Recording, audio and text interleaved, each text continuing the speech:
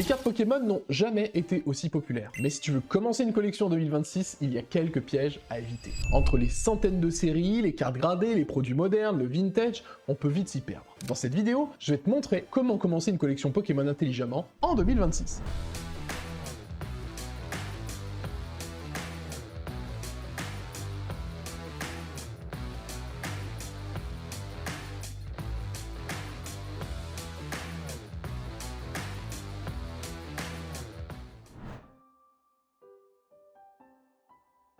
Je préfère préciser quelque chose tout de suite. Ici, on va parler de collection, pas d'investissement. Ça fera partie d'une vidéo supplémentaire sur la chaîne. Parce que collectionner et investir dans Pokémon, ce sont deux approches complètement différentes, et je ferai une vidéo donc dédiée sur le sujet très bientôt. Avant même d'acheter ta première carte, il faut te poser une question. Pourquoi tu veux collectionner Pokémon? En général, il y a trois profils de collectionneurs. Évidemment, les nostalgiques, comme moi d'ailleurs, les gens qui veulent retrouver les cartes de leur enfance, et donc j'en fais partie. Pour les trentenaires, on trouve le set de base, Jungle, Fossil, Team Rocket, Gym, Aquapolis, enfin bref, des cartes de fou. De mon côté, c'est Team Rocket qui me fait vibrer, le Master Set est fini, enfin bref, vous voyez l'idée. D'autres collectionneurs collectionnent certains Pokémon tout simplement. Ils font des Pikachu, ils font du Dracofeu, ils font Evoli et ses évolutions, ils vont faire Rayquaza, enfin bref, ils vont s'intéresser à certains Pokémon particulièrement. Le but de ces collections, c'est tout simplement d'essayer d'avoir toutes les cartes de chacun de ces Pokémon, à l'instar d'ailleurs de Kabuto King avec ses fameux Kabuto en fossile édition 1. Bon, c'était en anglais, mais ça a quand même fait grimper le prix en français, malgré tout. Pour ceux qui connaissent pas, Kabuto King, pour le coup, ça permet de faire une petite divergence dans le script, c'est quelqu'un, un anglophone, qui s'est dit, bah tiens, moi, je suis fan, je vais acheter tous les Kabuto en anglais, édition 1 du set, qui s'appelle Fossil, c'est un set du bloc Wizard, et il en a collectionné des centaines et des centaines et des centaines. Et aujourd'hui, du coup, il a multiplié le prix de cette carte par je ne sais plus combien, 6, 8, 10, 20, je ne sais plus, elle est devenue introuvable, parce qu'il en a rempli finalement des pièces entières. Bon, évidemment, ça a fait aussi grimper le prix des cartes françaises, puisque du coup, il y a des gens qui se sont dit, ok, s'il le fait pour l'anglais, peut-être que le français va commencer à prendre de la cote. Et donc ça a incité les collectionneurs français à faire attention à cette carte et de l'acheter à tout prix finalement. Donc même en français, elle a grimpé au moins d'un facteur 2, presque 3 en tout cas, c'est un ordre d'idée par rapport au live que je fais, puisque je vends souvent cette carte. Bref, on passe à une autre catégorie de collectionneurs, les amateurs d'illustration. Certaines personnes collectionnent surtout les cartes qu'ils trouvent belles, tout simplement, quelle que soit la série, quelle que soit la rareté. Aujourd'hui, avec en plus les AR, les full art, les gold, les temps passent, il y a énormément de cartes magnifiques, donc on peut vraiment se faire plaisir. Et enfin, il y a des collectionneurs que j'apprécie beaucoup, par exemple, que j'ai rencontrés dans des salons Pokémon, qui collectionnent que certains animaux, qui sont représentés bien sûr en Pokémon. C'était le cas par exemple des vaches, des moutons, etc., etc. Il y a aussi, pour faire un clin d'œil à ma femme, des collectionneurs qui collectionnent seulement certains illustrateurs. Par exemple, Yuka Mori pour ma femme, typiquement. Tout ça pour dire que la clé c'est simple, pour collectionner, on achète ce que l'on aime tout simplement. Une erreur qu'on fait très fréquemment quand on commence dans Pokémon, c'est de vouloir tout sélectionner. Et malheureusement, c'est difficile, voire impossible. Aujourd'hui, il existe des dizaines de milliers de cartes Pokémon, et à moins que vous ayez un portefeuille monstrueux, ça risque d'être compliqué. Donc, si je peux vous donner un conseil, le mieux est de se focaliser sur l'essentiel par rapport à votre budget. Si on reste sur la collection de cartes, vous pouvez choisir certains blocs, certains sets, certaines parties, comme je le disais précédemment, certains Pokémon ou cartes que vous trouvez jolies aussi, tout simplement. Par expérience, je vends beaucoup de Wizard sur Whatnot par exemple, j'en vends aussi un petit peu en aparté à côté, quand ce sont des grosses cartes, et je peux vous en parler. Il y a un certain nombre de mes viewers qui font en sorte derrière de revendre une partie de leur collection, parce qu'ils ont acheté beaucoup de cartes qui venaient de séries différentes, et en fait, par manque des fois de moyens, ou alors tout simplement par lassitude, ils se mettent à revendre une partie de leur collection pour se focaliser que sur un set particulier.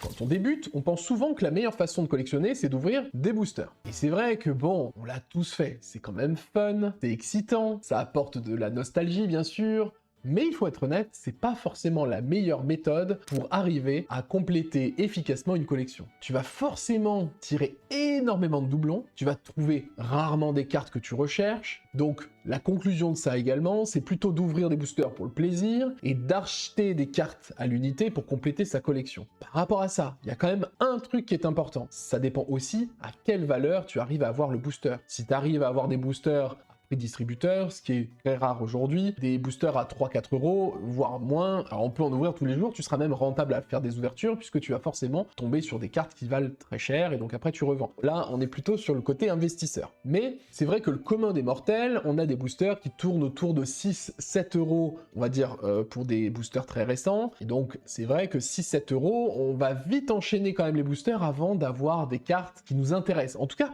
quand on collectionne, encore une fois, là je ne parle pas d'une vidéo d'investissement, ce sera une autre. Voilà, je préférais le préciser, c'est important.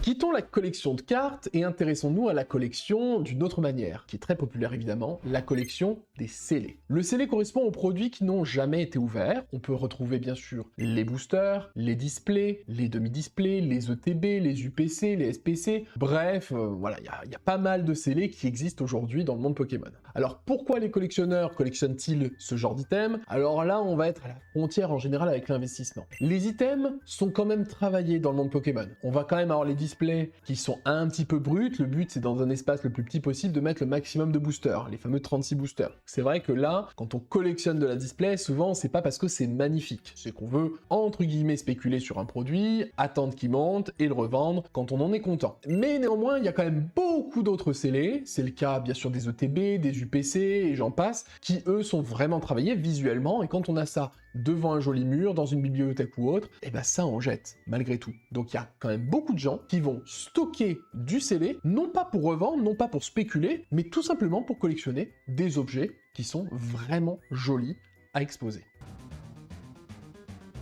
Quand on débute, il y a quelques erreurs classiques. Les cartes et scellés fake, tout simplement, c'est la première erreur qu'on peut tous faire, parce qu'il existe énormément de contrefaçons. Dernièrement, même des displays anciennes, là pour le coup c'était 20 000 euros, étaient contrefaites et un streamer de Vogt en a fait les frais malheureusement. Donc faites attention au prix trop bas, faites attention aux vendeurs sans aucune référence ou carrément inconnus, faites aussi attention aux marketplaces un peu douteuses, et vraiment essayez de regarder le produit au maximum, puisqu'aujourd'hui, la majorité de transactions se font juste sous format photo et à la limite un peu vidéo. Donc faites attention quand même aux cartes que vous achetez et notamment à la valeur qu'elles devraient avoir en fonction de leur rareté, mais en fonction aussi surtout de leur état. Par rapport à ça, on imagine toujours que le scellé, il est scellé, donc on peut pas trop se faire avoir. Donc attention, le scellé certes est scellé, mais une ETB ou une display où le scellé justement est un petit peu ouvert, où il va y avoir des trous, ou carrément c'est déchiré, n'aura pas du tout la même valeur. Alors que ce soit d'ailleurs pour la collection, puisque à un moment donné, votre item,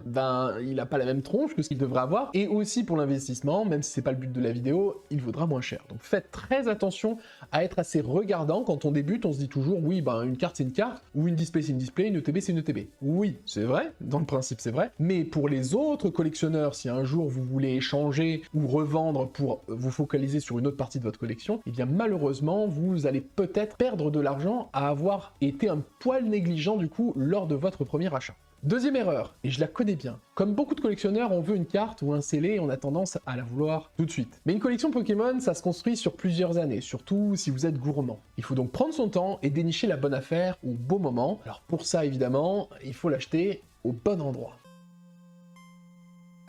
Et ça fait une belle transition puisqu'aujourd'hui, il existe plusieurs endroits pour acheter des cartes Pokémon et du scellé. Bien évidemment Card Market, la plateforme ultra connue qui met en relation des acheteurs et des vendeurs du monde entier. On retrouve également eBay, qui est une référence notamment dans le monde anglophone, mais quand même aussi pas mal au niveau francophone. On peut avoir des boutiques spécialisées, comme la mienne, Play and Grade. Tant qu'à faire un peu de pub, pourquoi pas. Et il y a aussi les lives de vente avec Whatnot, avec Vogt, où il y a énormément de vendeurs et où on se trouve également. La meilleure collection Pokémon n'est pas forcément la plus chère. C'est celle que tu vas apprécier avoir dans des classeurs de qualité, celle que tu voudrais avoir sur tes étagères, dans une bibliothèque ou affichée carrément au mur. Donc prends ton temps, choisis un thème, découvre les séries, connais la valeur des cartes, leurs défauts, les acheteurs, si j'essaie un petit peu de simplifier et de faire une conclusion sur tout ça, et surtout collectionne ce qu'il te plaît. Si tu veux voir plus de vidéos sur le monde de Pokémon, pense à t'abonner et à liker. Je te dis à la prochaine.